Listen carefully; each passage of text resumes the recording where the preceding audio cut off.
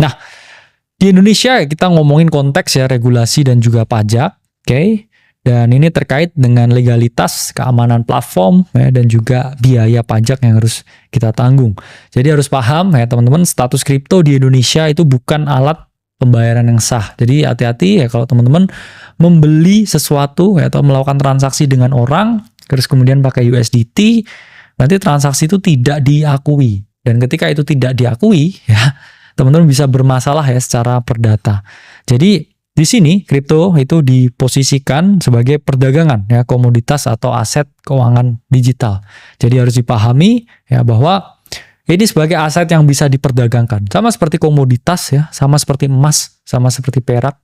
That's how Bitcoin stands ya di Indonesia.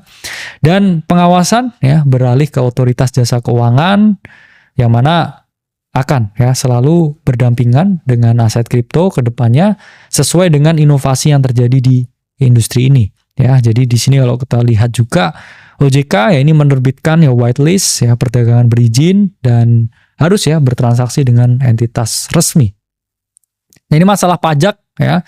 Kalau beli ya di exchange lokal yaitu pajaknya udah final ya teman-teman. Jadi ya kelebihan ya kita beli di exchange lokal yaitu selalu dapat yang namanya pajak si final. Dan setelah teman-teman misalkan ya Bitcoinnya mau buat long term dan teman-teman udah tahu ya caranya self custody ya, karena exchange itu kan hanya tempat melakukan transaksi ya teman-teman, itu kembali ke preferensi masing-masing ya. Kalau teman-teman mau melakukan self custody atau tidak, atau ya udahlah aku di exchange saja karena aku nggak terlalu ngerti caranya self custody, itu juga preferensi teman-teman masing-masing, meskipun itu juga memiliki risiko sistemik tersendiri. Oke?